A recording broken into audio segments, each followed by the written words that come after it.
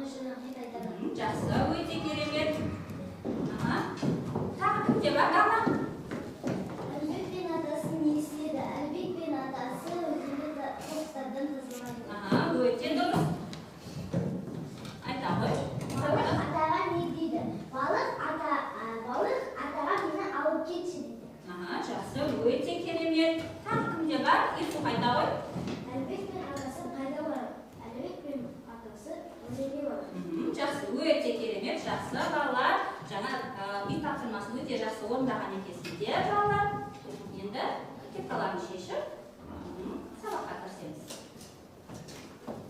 Балалар, бірінші суретте не бейнеленген?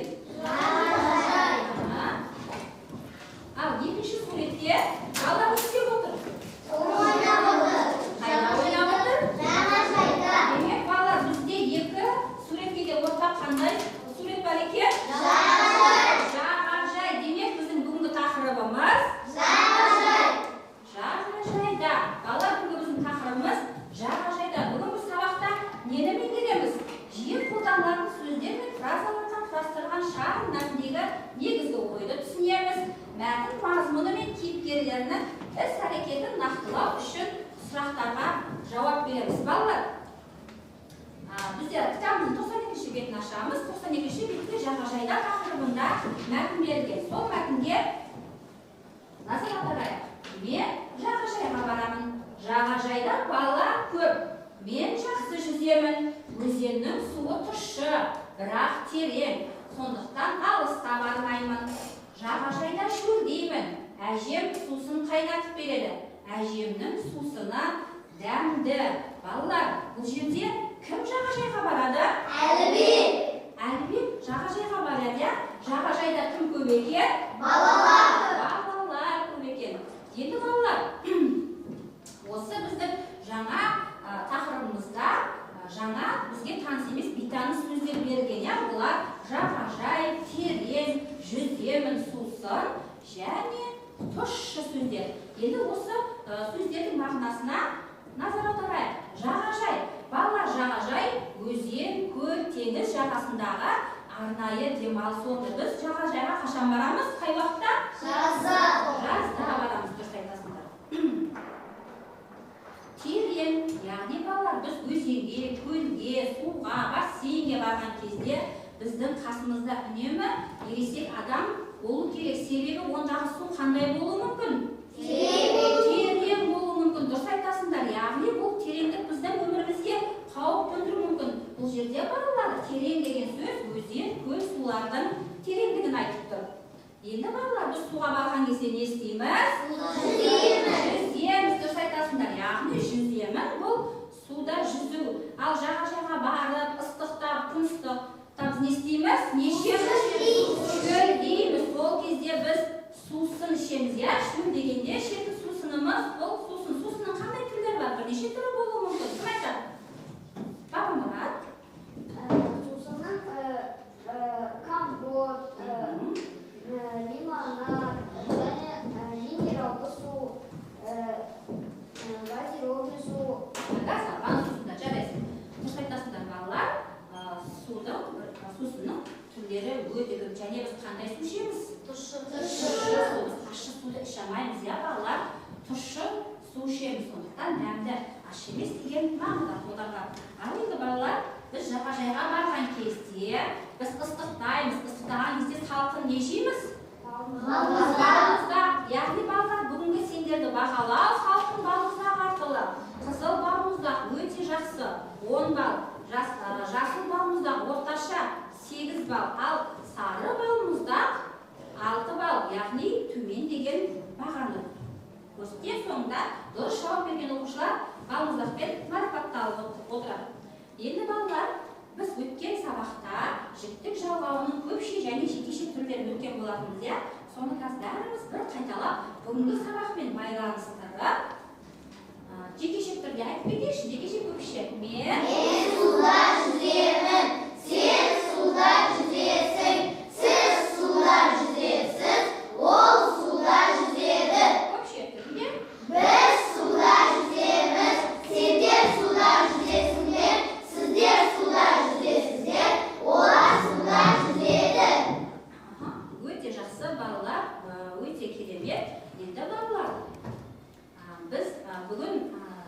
сабағымызда өткен жаңа сөздерді балық аулау ойыны арқылы жазба жұмысын орындаймыз. Балалар, қазір біз жағажайға өзен көлге барғанда не істейміз? Балық аулаймыз. Иә, дұрыс айтасыңдар. Қазір біз мұнда балық аулаймыз.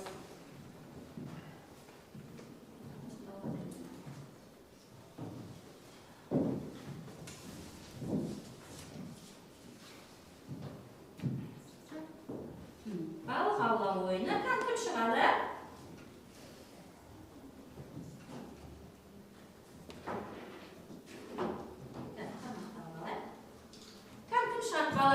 Балықты көбіне кімдер аулайды? Ұлдар аулайды. Сондықтан ұлдардан бастап келеді жабаға.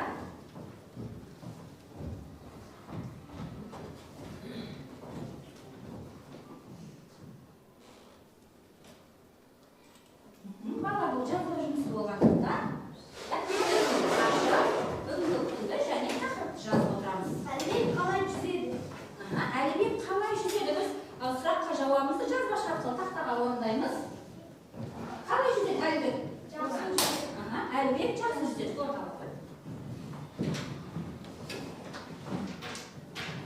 Екінші балықты кім аулайды? Кел аулайды.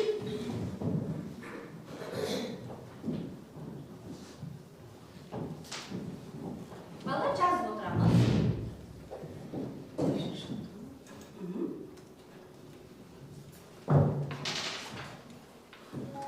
Сусын сөзіне сөйлем құраңыз. Сусын сөзіне сөйлем құраңыз. Ол бүгінгі біздің жаңа сөзімізде қандай сөйлем құраймыз? Мен шөлдегенде сусын ішемін. Жақсы, жадайсың. Кел ал.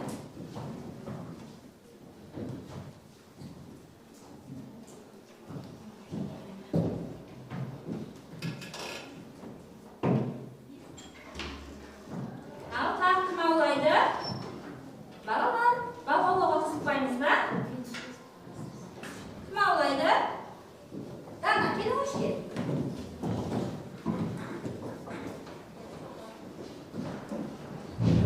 Ана жерде тұрып, сосын қарап тұрып аулаймыз, жарай ма? Әлібек жақсы жүзеді. Мен шөлдегенде сусын ішемін.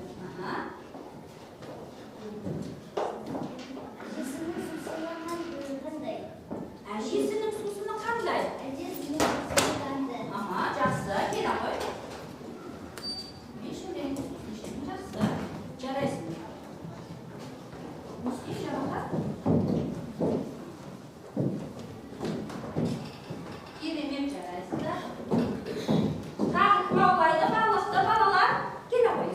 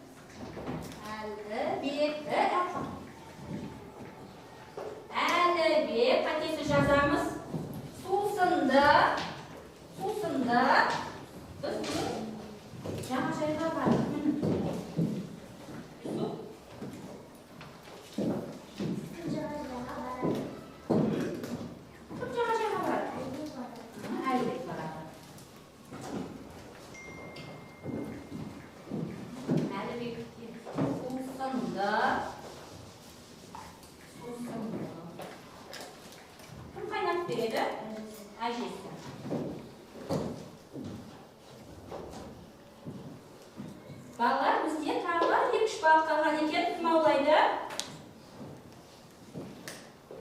Кел ағам. Сен аулап қойдың ба? Кел ағам.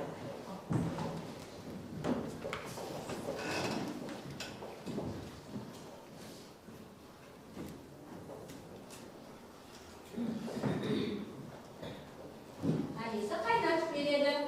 Әлібек жағажайға барады. Әлібек неге алысқа бармайды? Әлібек неге алысқа бармайды? Себебі өзеннің суы терең. Өзеннің суы терең. Жақсы отырады.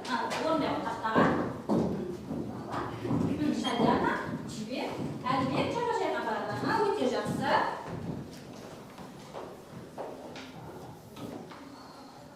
Тағы кім аулайды балығымызды? Кел ағам, шақнұр. Қорқып отырмыз, көтере берсеңдерші қолдарыңды. Кел.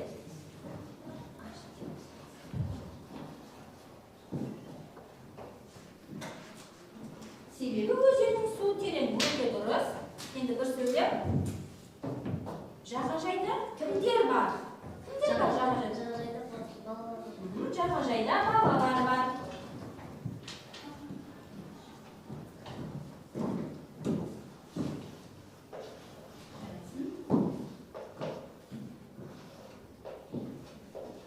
Ал енді балалар, біздің соңғы балығымыз қалған екен. Кім аулайды? Кел ағам, Бабамұрат.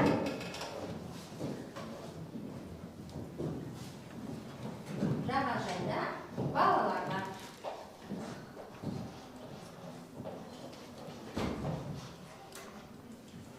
Ой, балалар, қараңдаршы. Бабамұрат балық аулап жүріп, алтын сандық тауып алды. Алтын сандықты ашамыз ба? Ашамыз ба алтын сандықты? Жарайсың. Балалар, алтын сандығымызды ашайық. Бабамұрат, кеме жерге тұра қой. Себебі бабамұрат алтын сандықты ашады.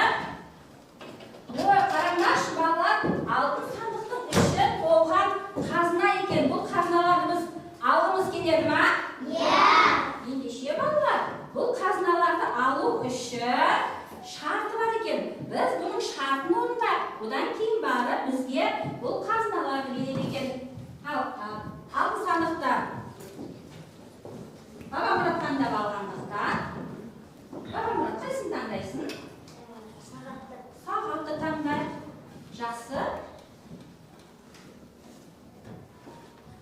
Ал балалар, тиісті қосымшаларды жалғап айтыңыз дейді.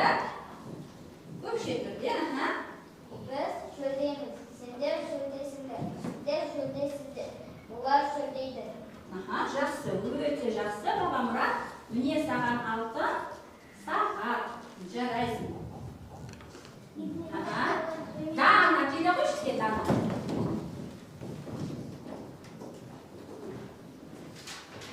Дана, қайсысын таңдаймыз? Алқаны таңдайық. Ал тиісті қосымшаларды жалғап айтыңыз дейді мұнда сұрақ. Мен ішемін, сен ішесің, сіз ішесіз, ол ішеді. Жақсы, өте жақсы. Бізде Дана алқаны таңдап алды. Шағаттағы Туған Алиева Сабинас, кел.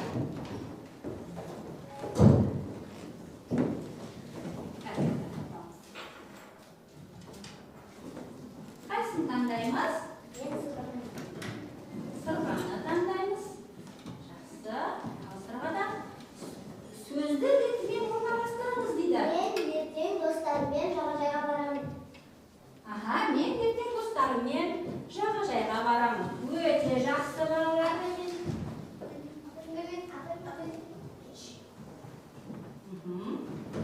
Кел ғой Сабинас. Қайсысын таңдаймыз? Мен шашпау. Шашпау. Ал шашпау, суды ластамау үшін не істеуіміз керек? Айналаға қоқысты тастамай жүруіміз керек. Айналадан қоқыстарды жинап жүруіміз. Ал қоқыс тастасақ не болады? Балықтар уланып өліп қалады. Жақсы, біз табиғатты да, суды да ластамауымыз керек, балалар? Жарайсың.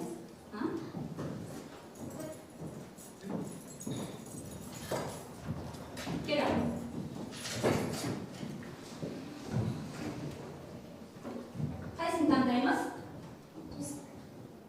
бөлісік. Ал жағажай сөзінің мағынасы қандай? Бүгінгі біздің жаңа сабақта өткен жаңа сөзіміз мағынасы қандай екен жағажай сөзінің? Жағажай, терең, су. Жағажай сөзінің мағынасы қандай? Қайда болады жағажай? Көмектесеміз ба? Иә. Муслим айта қойшы. Өзен мен көл арасындағы арнайы демалыс орны. Өзен, көл, теңіз жағалауындағы арнайы демалыс орны бала. Ұмытып қалдық па келе отырады. Жақсы. Кел ал.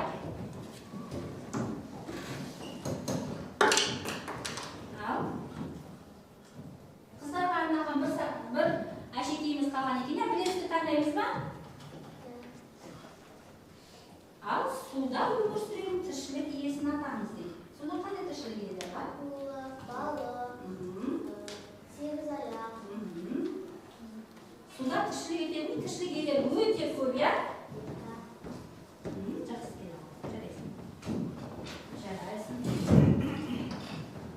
Кел жауап бер.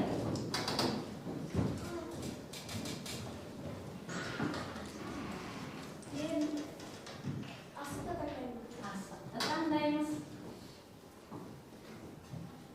Ал жағажай қандай жерлерде болады? Ыстық жерлерде болады. Ыстық жерде жазда ыстық қой. Өзен көлі арасындағы демалыс орны. Өзен, көл, теңіз, мұхит жағалауындағы демалатын орын. Жақсы. Жақсы, кел алыңыз, сен таңдайсың. Соңғы біреу қалды. Бұл қамшы. Ал суретте қандай балық түрі берілген? Ол қандай сипатта? Айтыңыз.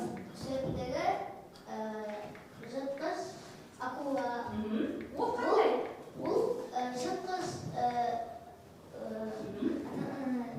тіршілік иесі болып, ол адамдарға және басқа тіршілік иелеріне де қауіпті. Өте керемет. Жарайсың. Ал енді балалар, біз су тіршілік көзі деген бөлімді өтіп жатырмыз, иә балалар?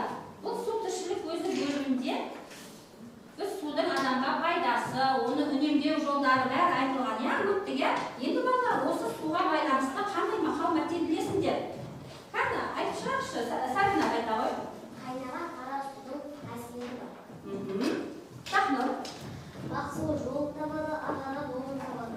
Жақсы, Дана. Екі кемердің басын ұстаған суға кетер. Шыққа деп айта ғой. Суға қарсы суды іш. Роза. Тау мен тасты су бұзады, адам заты Сөз болады. Жақсы, Юсуф. Судың да сұрауы бар, Бабамұрат. Сусыз өмір жоқ, отсыз темір жоқ. Жақсы. Сабинас. Жайдақ су жай ағады. Жайдақ су жай ағады. Муслим. Сыйлап берген су да тәтті. Сыйлап берген су да тәтті. Сабинас. Бұлақ көрсе көзін аш. Жақсы. Жауап ет, бала. Суға кеткен тау қармайды. Суға кеткен тау қармайды. Жақсы. Өте керемет балалар. Біз жағажайға бардық. Доп ойнадық. Иә балалар? Балық ауладық. Балық аулап жүріп, алтын сандық тауып алып, ондағы шарттары орындап біз асыл қазыналарды иелендік. Енді балалар, біздің қарнымыз ашты, иә? Ортаға ас мәзірін алып келейік, балалар.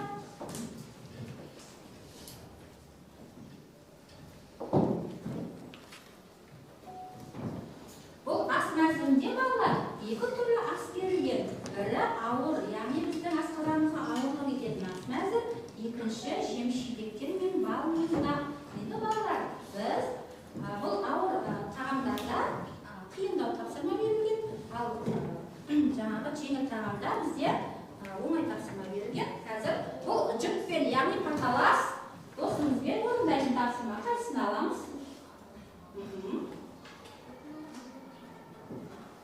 Қайсысын аламыз, балалар? Қазір тапсырмалар оқып шығады.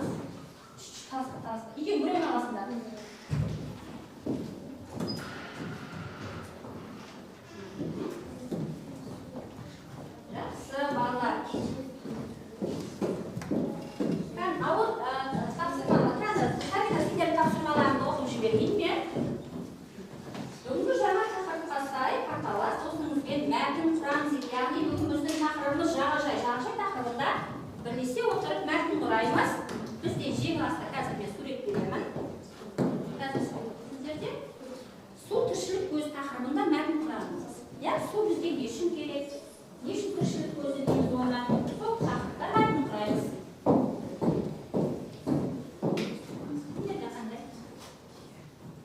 Табиғат пен суды ластамау үшін не істеу керекпіз? Өз пікірлеріңізді қағазға түсіріңіздер дейді. Ал енді балалар шемен асты таңдаған оқушылар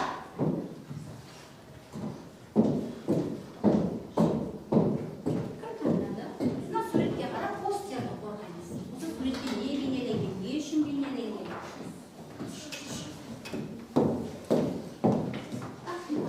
Біз жаза береміз бізге. Су тіршілік көзі тақырыбында мәтін құрамыз, яғни екеуміз ақылдасып бірлесе отырып мәтін құраймыз.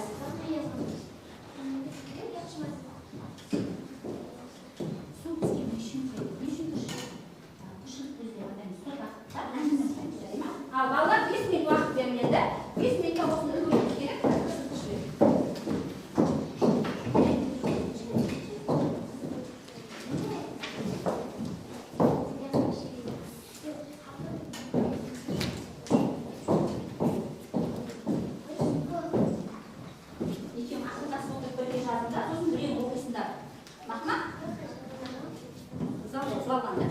Дәптерге орындаймыз, сосын оқимыз.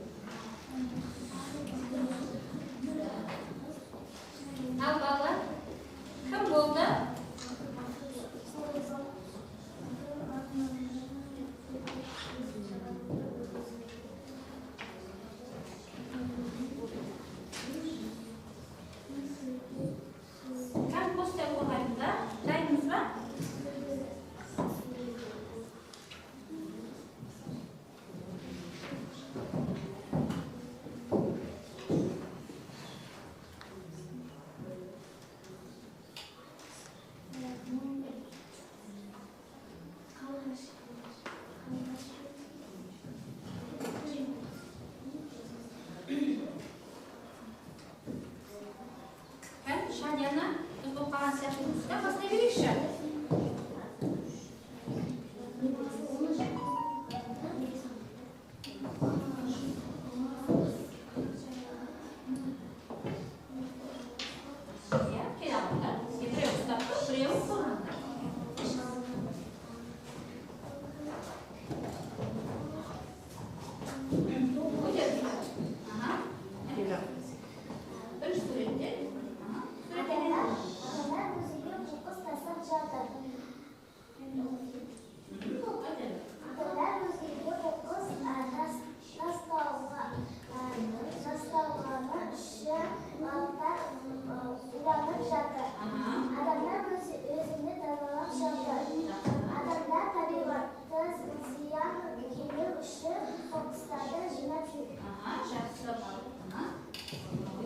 Жақсы бала, бұл жеңіл. Яғни, қолдарына берген суретті қорғап беру болады.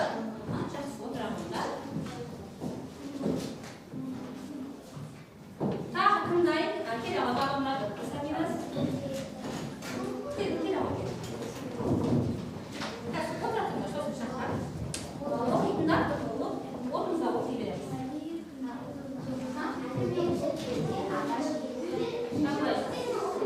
Бала. Әлібек көктемде ағаш қырып жатыр. Мұрат атасы еккен ағашты сындырып жатыр. Әлібек көктемде еккен ағаштардан алмаларын жинап жатыр. Жақсы. Жақсы. Кім қорғайды? Постер. Постер кімде бар? Мәтін бойынша кім жұмысын? Келе аға Мұрат.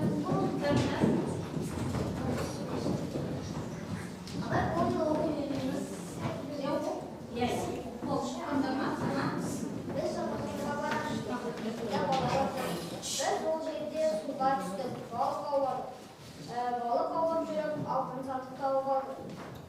Ол сандықтың ішінде толған әшекейлер бар еді. Ол әшекейлерді барлығын жүзіп алды. Жақсы, бүгінгі сабақпен байланыстыры шынайы әңгімелесіңдер. Жақсы, жарайсыңдар балалар. Отырамыздар. Келе ғой. Жабақ кел. Мына жерде ана мен ай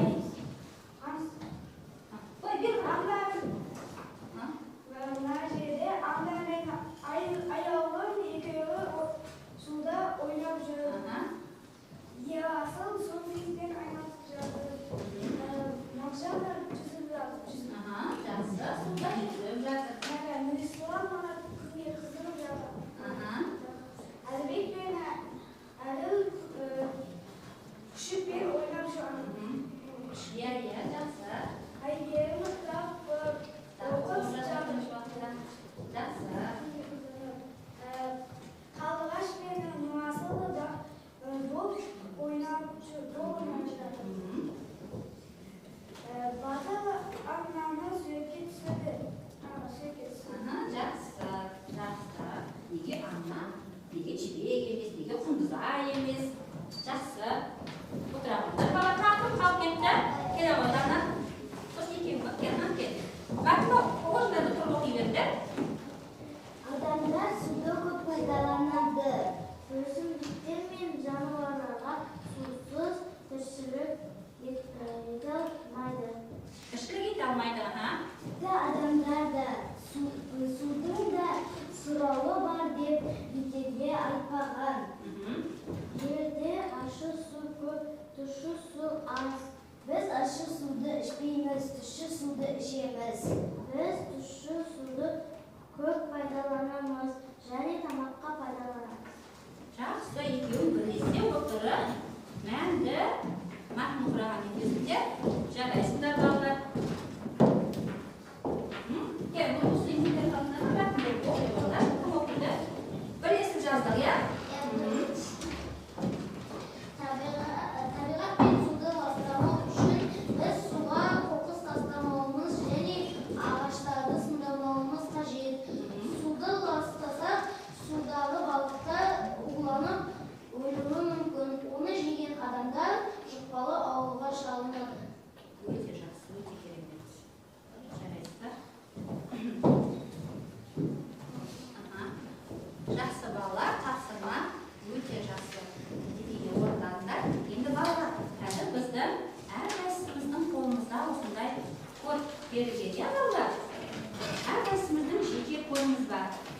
тамақ жегеннен кейін оны не істейміз? Қорытамыз. Яғни біз бүгінгі сабағымызды, жаңа тақырыбымызды қорытынды жасайық. Сол үшін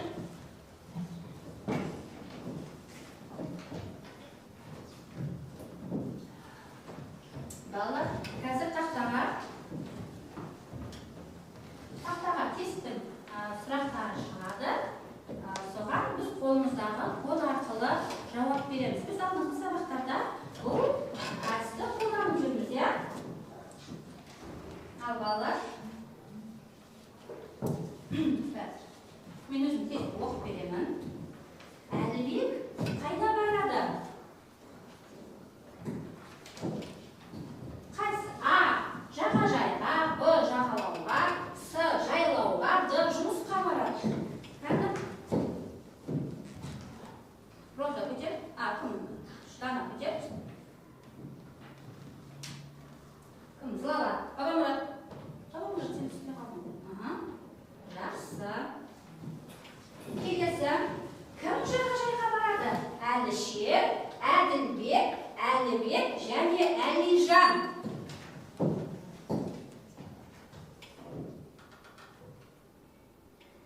Дана, көтерші сен. Кім қалып кетті? Сабинас. Келесі балалар. Өзеннің суы қандай? Ащы, тұщы, лайқы немесе тастақ.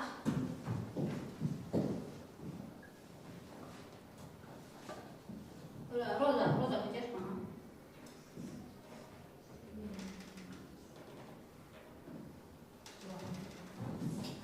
Келесі балалар.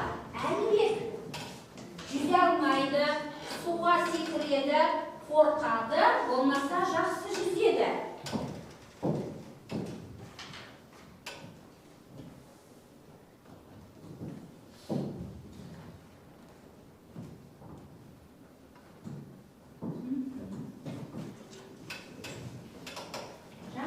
Соңғы сұрақ балалар.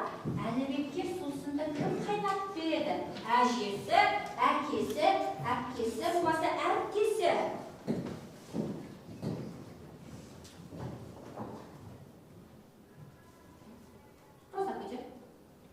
Роза көтер.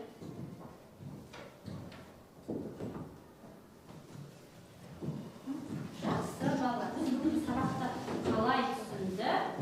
Қазір біз қате жіберді.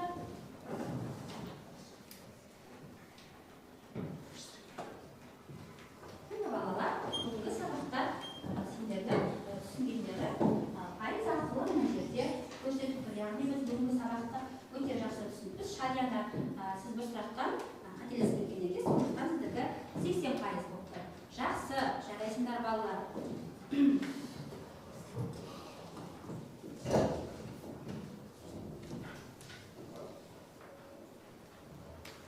Ал балалар, бізде қазір екі микрофон әрсі, яғни мына микрофонды ұстап тұрып, бүгін біз сабақта не үйрендік, нені білгіміз келді, болмаса нені білгіміз келеді, сабақ қандай болды, өзіміздің пікірімізді екі микрофон әрсі ұстап тұрып пікірімізді айтамыз. Кім айтады?